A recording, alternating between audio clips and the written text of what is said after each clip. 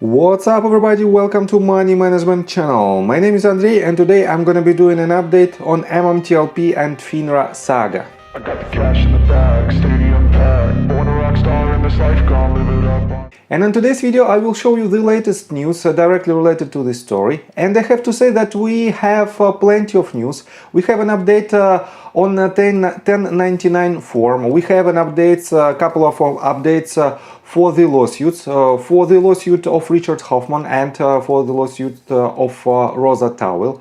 We have an update of FAQ that was made by FINRA, and I have to say, we have plenty of news.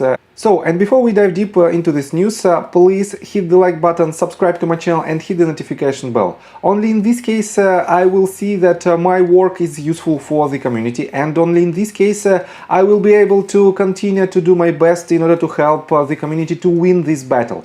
And we have to unite, and because of this please share this video to your friends and family. And if you have an ability to share this video on MMTLP Reddit thread, please do so. I don't know why, but I cannot do it. And let's start with the news itself. We are on Jennifer Vetrano Twitter account, and she has an answer from George Palikaras. He is current CEO of Meta Materials, and let me show you what did he answer. And here is the screenshot. Here is the response from finance. In order for Meta to issue a 1099 to the Series A holders, we would have to have established a value for the common stock issued in exchange for the Series A shares. We have not done this, and this was explained in the proxy materials. They should rely on their brokers and or their tax advisors to ascertain what value, if any, they want to ascribe to this common stock received. And definitely without the value of this common stock, we cannot see the result of this taxable event, and we cannot basically file the 1099 form. This means the ball is on the Fidelity side, and basically on the side of all of the broker dealers and authorities. And in my opinion, this might be quite interesting case, and in my opinion it is the first time when we can see this type of discrepancy right before the tax season. But as for this information, definitely we cannot do anything from our side. So let's continue with other news. Let me show you that Richard Hoffman made an update on MMTLP litigation, and he posted the link on the video. And let me quote you what he has done there. So he made 8 filings, and he describes all these filings in his video. And I have to say that in my opinion, 2 most important and 2 most prominent filings are following. First of all, he stated that FINRA made a U3 hold illegally, and he put more evidence of this activity, and most likely this might be one of the points where FINRA will be guilty.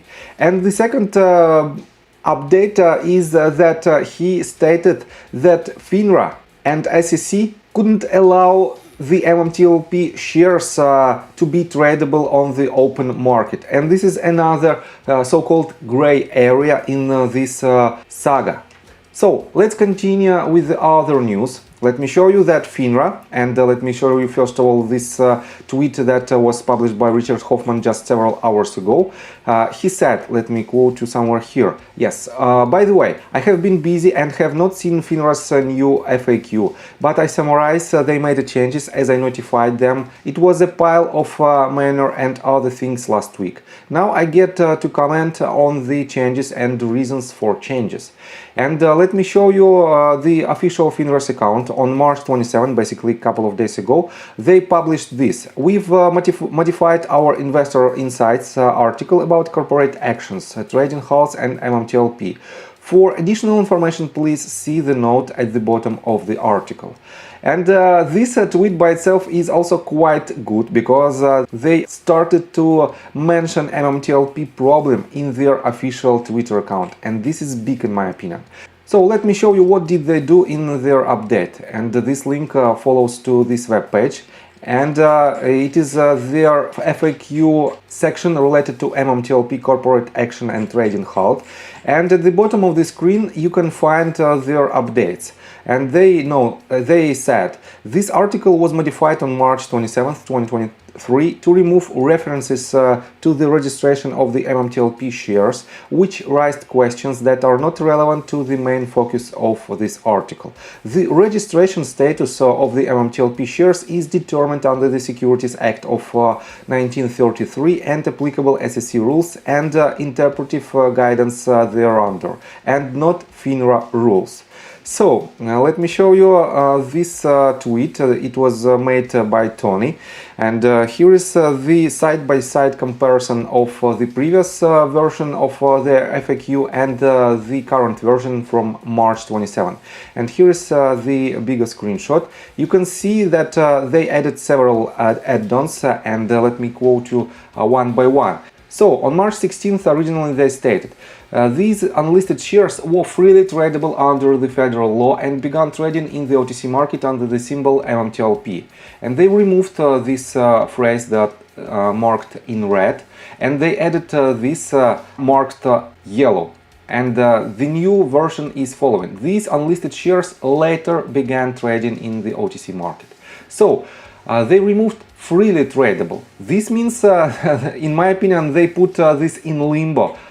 They put this situation in limbo because these shares cannot be freely tradable, couldn't be freely tradable during the 2021, and the act by itself, how these shares became publicly tradable, is another big question mark. So, right here they added just issuance of the common stock, and in my opinion it is not so important, but the following paragraph is quite significant. The answer to the question of whether a security is freely tradable is determined by the application in federal law, including any applicable SEC rules.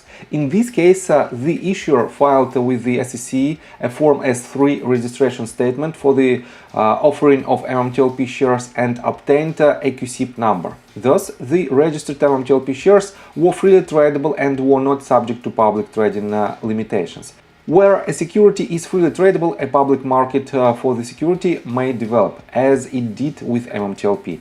And they removed this entire phrase, and the new paragraph stated that just it was freely tradable and that's it. And in my opinion, FINRA is trying to put the situation with the ability of trading MMTLP shares in limbo and in some kind of gray area. They try to say that it is not their fault of this action, and this means you cannot file any lawsuits directly related to this action. But definitely, if we have some authorities that should protect retail community and investors, and if some actions violate these rules, definitely we should see some updates from these companies, from these authorities, why it is happening and what should we expect next. Probably FINRA is not in charge of this activity, but some authorities definitely are. And that's why we have to investigate this, and that's why we have to wait for the answers on the lawsuits that were filed recently. So let's continue with the update from Rosa Tawil, and she reposted several tweets, and in my opinion it is quite good picture. As you can see, the Rosa photo in a superwoman suit, and let me quote it for you. Rosa Tawil versus FINRA. From MMTLP emerged a hero fighting against the people sworn to protect the retail investor. Follow her case as it gains attention. And definitely we have a lot of attention to these cases, to the case of Rosa Tawil, to the case of Richard Hoffman, and to the third case of Alan Hensley.